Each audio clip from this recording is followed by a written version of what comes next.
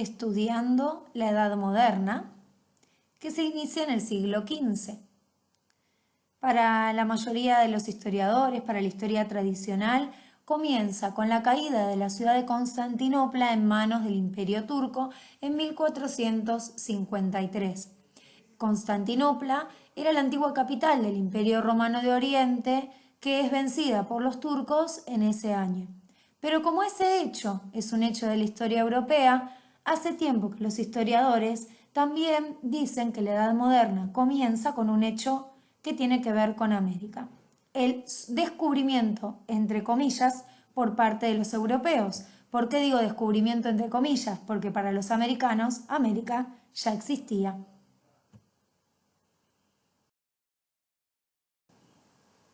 En la siguiente pintura, que es una pintura del siglo XV, vamos a ver los principales cambios que se dan en lo económico en este tiempo. La pintura se llama El cambista, o sea, el que cambia monedas, y su mujer. Si la observamos muy bien, el hombre tiene en sus manos monedas, las está clasificando y las está pesando. Y su mujer tiene en sus manos un libro. ¿Qué tiene que ver esto con el siglo XV? En el siglo XV hay una gran difusión del uso de las monedas por el crecimiento económico y comercial, entonces empieza a usar ampliamente la moneda como forma de pago y no tanto el trueque como en tiempos anteriores. Y por otro lado, a partir del invento de la imprenta, los libros ya empiezan a hacerse mucho más fáciles de adquirir porque ya no se hacen a mano y entonces al hacerse por medio de la imprenta va a haber más libros en menos tiempo. Uno de los cambios más importantes que podemos observar en esta pintura es el crecimiento del comercio, de las ciudades y de la recuperación económica de ese siglo XV. Este crecimiento económico generó que un grupo de comerciantes se enriqueciera y quizás ese grupo iniciara la actividad bancaria. Por eso acá vemos al cambista, sería alguien que empieza a prestar esas monedas a cambio de una devolución con intereses. Este grupo, que es la burguesía, compuesto por banqueros, por comerciantes y artesanos, va a empezar a tener cada vez más protagonismo.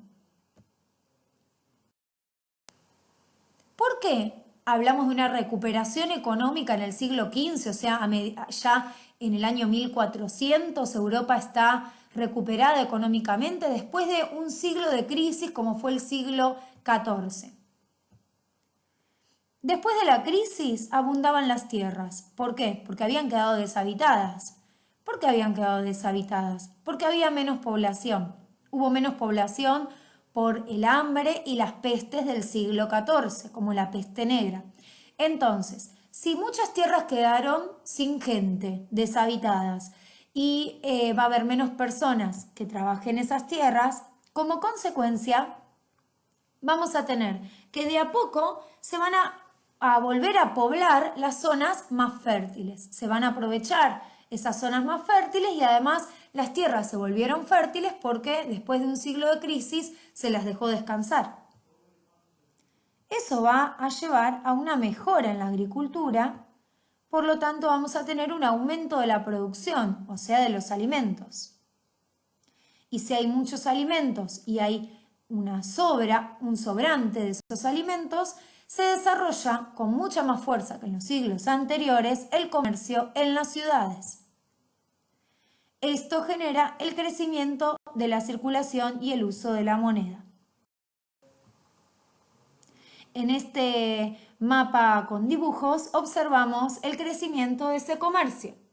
El comercio va a empezar a ser cada vez más amplio, buscando nuevas rutas y buscando alejarse del lugar conocido. Recuerden que cuando nosotros hablamos de Europa Occidental estamos hablando de lo que en el mapa se ve pintado de color fucsia. Esos países de Europa Occidental en el que ahora hay un crecimiento económico empiezan a buscar rutas para comerciar con el norte de África y con Asia. La ruta más conocida es la ruta de la seda. Si ustedes siguen las líneas de puntos, que son varias, porque había varios caminos, la idea era llegar a Oriente cruzando desiertos, no era muy fácil. tardaban mucho tiempo, iban a veces por mar y después por tierra, y había que también pasar lugares donde había otros pueblos, pueblos bastante guerreros, había que tener permisos para poder comerciar. ¿Qué iban a buscar a Oriente? Objetos de lujo, objetos raros, ¿para qué? Para venderle a los señores feudales, a los nobles o a los reyes, y que esos reyes, nobles o señores feudales le paguen a los comerciantes con sus propias monedas, porque recuerden que cada señor feudal fabricaba, acuñaba su moneda. Así estos comerciantes se enriquecían trayendo de Oriente, o sea, de lo que ahí vemos en el mapa como India, China, Irán, trayendo de esos lugares hacia lo que vemos en el mapa con color fucsia, que sería Europa Occidental, trayendo esos productos. Esto va a hacer que el comercio cada vez se expanda más. Pero también este cambio en lo económico, esta recuperación, va a establecer una nueva relación entre el campo y la ciudad. Hasta el siglo XV, el espacio más importante era el campo. La mayoría de las personas vivía en el campo y había poquitas ciudades. Ahora cada vez va a empezar a haber más ciudades que igual van a estar ubicadas entre feudo y feudo. En el campo, que es lo que llamamos el área rural, que haya muchas tierras después de la crisis donde muchos murieron y dejaron abandonadas sus tierras, permitió que se recupere la agricultura, pero que también se inicie un periodo de mayor actividad ganadera, o sea, de cría de ganado. Esto no es que antes no lo hacían, sino que no era tan importante. Y a partir de eso se incorpora a la dieta, a la alimentación de las personas, los lácteos y las carnes producto de esa cría de ganado. Algunas de esas tierras van a estar dirigidas por campesinos, no por señores feudales. Los señores quedaron muy debilitados, algunos hasta murieron. Y hay tierras que quedaron libres. Algunos campesinos se aprovecharon y tomaron esas tierras y empezaron, uy, ahí me quedó mal escrito parcela, aprovecharon para alquilar pedacitos de tierra a otros campesinos que estaban más empobrecidos. Los campesinos van a empezar a aprovechar de ese excedente de producción para venderlo en la ciudad. Esto va a ocasionar una diferencia entre campesinos más ricos que alquilan tierras y venden sus productos en la ciudad y campesinos más pobres que solamente van a alquilar una parcelita de tierra para poder vivir. También va a haber cambios en los instrumentos de labranza. El arado, que es ese elemento para hacer surcos en la tierra y poner las semillas, se les va a incorporar el tiro con animales, o sea que animales vayan cargando ese arado, y unas como palas, unos vertederos de metal que van a hacer surcos más profundos para remover la tierra y generar que esa tierra sea cada vez más fértil. Ese mayor rendimiento de las tierras, porque ahora se las dejó descansar, porque había tierras y porque se usan estos nuevos elementos, hacen que crezca la producción agrícola. O sea que va a haber un excedente. ¿Qué significa excedente? Sobrante. Un sobrante que abastece a las personas que viven en la ciudad porque se vende en las ciudades. Esta es la nueva relación. Cuanto más se produce en el campo, lo que sobra de lo que las personas en el mismo campo comen, se vende en la ciudad. Y en la ciudad, entonces, se reactiva el comercio. Los artesanos y comerciantes se van a organizar en gremios, o sea, en asociaciones que van a organizar el precio de los productos y el precio en base al peso, ¿sí?